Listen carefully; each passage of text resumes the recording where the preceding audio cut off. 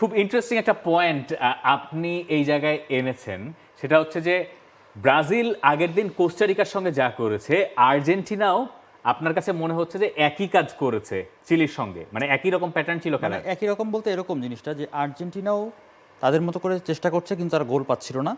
Second হাফে গিয়ে তারা ব্রাজিল আর্জেন্টিনা আচ্ছা সেকেন্ড হাফে গিয়ে তারা দুটো গোল পেয়েছে প্রথম ম্যাচে, আজকের ম্যাচেও কিন্তু একদম শেষ আচ্ছা। মোমেন্টে গোল পেলো।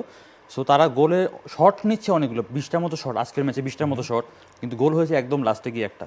তো ব্রাজিলও কিন্তু যদি দেখেন, ব্রাজিলও কিন্তু আগের ম্যাচে অনেকগুলো শটস করেছে, অ্যাটেম্প করেছে, খেলাটা পুরোটা তারা ডমিনেট করেছে, কিন্তু তারা গোল পায়নি। সো ওই ম্যাচে যদি ব্রাজিল, যেটা তাদের অফসাইড থেকে গোল হলো, বাতিল হলো, ওটা যদি গোল হয়ে যেত তাহলে ব্রাজিলও মনে করেন 1-0 গোলে জিততো। তো আর্জেন্টিনাও কিন্তু প্রথম ম্যাচটা 2-0 গোলে জিতেছে লাস্ট মোমেন্টে, আজকে ম্যাচে জিতে 1-0 গোলে একদম শেষ নাসিব মোমেন্টে। ভাই, আমার কাছে মনে হয় যে এখানে আমি কিছু ডিফিট করি, হ্যাঁ, সরি, please, যেটা হচ্ছে যে feel free. গোল হয়ে যেত, গোল হলে কিন্তু তখন ব্রাজিল জিতে, মানে ম্যাচটা হয়তো জিতে যেত।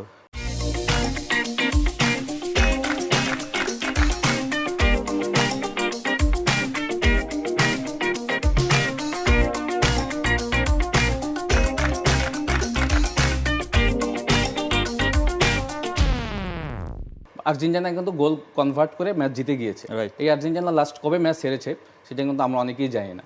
তো আর্জেন্টিনার যেটা উরুগুয়ের হচ্ছে যে- কাছে হেরেছে বিশ্বকাপ বাঁচে। হ্যাঁ, বিশ্বকাপ বাছাইয়ের লাস্ট ম্যাচ হেরেছে। বাট আপনি যদি দেখেন এই আর্জেন্টিনা দলটা, মানে অ্যাজ এ টিম যতক্ষণ পর্যন্ত গোল তারা না করতে পারে ততক্ষণ পর্যন্ত কিন্তু তারা গোল চান্স ক্রিয়েট করার জন্য কিন্তু তাদের খেলার যে প্যাটার্ন সেটা কিন্তু তারা করতেই থাকে।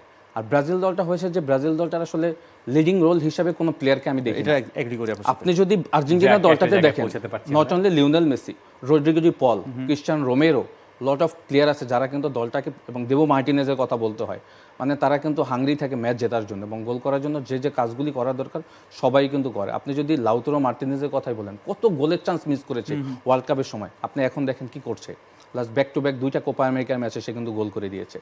এবং আপনি আমি ব্রাজিল দলটাকে ছোট করছি না, বাট লাউতারো মার্টিনেজের থেকে কিন্তু অনেক আপনার এসেনশিয়াল প্লেয়ার কিন্তু তাদের দলে রয়েছে, but end of the match কিন্তু ওই জায়গাগুলো আপনার সাথে আমি এগ্রি করে Is it বলছি। too early যে একটা মাত্র ম্যাচ ব্রাজিল খেলেছে? আমি ব্রাজিলিয়ান ভাই ব্রাদারদেরকে আমি একটু শান্ত করি যে তারা তো একটা ম্যাচ খেলেছে, হ্যাঁ, আর্জেন্টিনা কিন্তু ডেফিনেটলি আমি সেটাই বলছি যে Argentina as a team, as a squad, starting 11 বা সাবস্টিটিউট বেঞ্চ যদি চিন্তা করেন, আমার কাছে মনে হয় তারা অনেক স্টেবল। তারা একই টিম অনেক দিন ধরে খেলছে, পরিচিত মুখ, তাদের মধ্যে বোঝাপড়াটাও বেটার।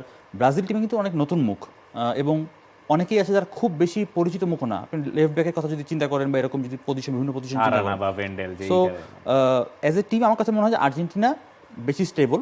কিন্তু খেলা যদি আমরা চিন্তা করি, ব্রাজিল প্রথম ম্যাচে অনেক চান্স পেয়েছে, গোল করতে পারেনি। আর্জেন্টিনাও 2টা ম্যাচে অনেক চান্স পেয়েছে, 2টা গোল তারা পেয়েছে একদম লাস্ট মিনিটে, 88 মিনিটে এবং 93 মিনিটে, আর একটা গোল তারা পেয়েছে সেকেন্ড হাফের শুরুর দিকে, 60-70 মিনিটের দিকে। সো আমার কাছে মনে হচ্ছে যে ব্রাজিলকে নিয়ে, মানে ব্রাজিলের যারা সমর্থক আছে, আমি ব্রাজিলের সাপোর্টার না, বাট ব্রাজিলের যারা সাপোর্টার আছে তাদের খুব একটা ভয় পাওয়ার মনে হয় কিছু নাই। মানে খুব আশাহত করতে। বাট এই মুহূর্তে কিন্তু ব্রাজিলকে নিয়ে কিন্তু আপনি খুব যে আশাব্যঞ্জক ব্রাজিল কিছু নেক্সট নাই। 2টা যে ম্যাচ খেলবে তারা যাদের সাথে, ওই দুজন কম্পিটিটিভ ভালো, team। অনেক ভালো Definitely। 2টা দল রয়েছে কিন্তু। সুতরাং ব্রাজিলকে কিন্তু নেক্সট 2টা ম্যাচ কিন্তু জিততে হবে যদি তারা নেক্সট রাউন্ডে যেতে হয়। সুতরাং ব্রাজিলের জন্য আমি মনে করি যে তারা ফার্স্ট ম্যাচে যে চান্সগুলি ক্রিয়েট করেছে, যে গোলগুলি কনভার্ট করতে পারেনি, নেক্সট 2 ম্যাচে কিন্তু সেটা করতেই হবে, যাত্রাপথটা কঠিন হবে আর কি। করতেই হবে। আমার কাছে মনে হচ্ছে আপনি যে মাঝখানে বসে থাকলে মজা নিচ্ছেন মাঝে আর কি। বসে থাকলে হ্যাঁ। যেটা হয় কি, যে টেনিস খেলা দেখছি, একবার এদিক যাই একবার ওদিক যাই, এরকম মনে করে হচ্ছে বসে এখানে আপনি একদম মজা টেনিস নিচ্ছেন। চলছে, এ পাশে থেকে বল আসে, ও পাশ থেকে আসে। এমনি ভাই, উনি তো ব্রাজিল ফ্যান না, উনি কোন ফ্যান সেটাও আমরা জানি না। আপনি তো আর্জেন্টিনা ফ্যান, এটা পুরো বিশ্ববাসী, বাংলাদেশের সবাই জানেন। তো আপনি এই অ্যানালিস্টের হ্যাটটা খুলে ফেলেন মাথার থেকে, আপনি এখন আর্জেন্টিনার ফ্যান। এই যে এখন বড় গলায় বুক ফুলিয়ে যে আর্জেন্টিনাকে যে কথাগুলো বললেন, যে এই প্লেয়ার আছে, ওই আছে, সেই আছে, ব্রাজিলের নাই, এইটা কি 5 বছর 10 বছর আগে ভাবতে পেরেছিলেন যে এই জায়গায় আসবে আর্জেন্টিনা? না, অনেস্টলি ভাবতে পারিনি। এবং আপনি যেটা বলছেন ইজ ট্রু, একটা সময় আর্জেন্টিনাকে নিয়ে কিন্তু অনেক কথা শুনতে হয়েছে, সত্যি কথা বলতে। ব্রাজিলের সাপোর্টারে অনেক কথা বলতো, আমরা 5 ভাই, আমাদের 4 ভাই কিন্তু ব্রাজিলের সাপোর্টার, ওদের কাছ থেকে আমার শুনতে হয়েছে। এবং আমি যখন খেলা দেখতে বসতাম, লিটারেলি ওরা আমাকে মানে খুবই ছোট করতো।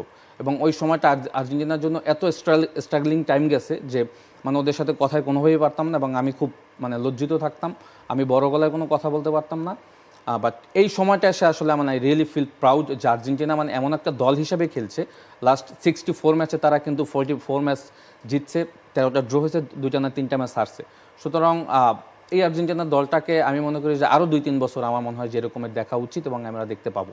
সময়টা মনে হয় একদম উল্টে গেছে, এখন আর্জেন্টিনা সব জিতছে আর ব্রাজিল এখন অনেক দিন আমি আমি আমি আরেকটা মাসুদ রিফাত ভাই আরেকটা কথা বলি, আমি কিন্তু ব্রাজিলের সাপোর্টার না, এই জন্য ব্রাজিলের খেলা পছন্দ করি না।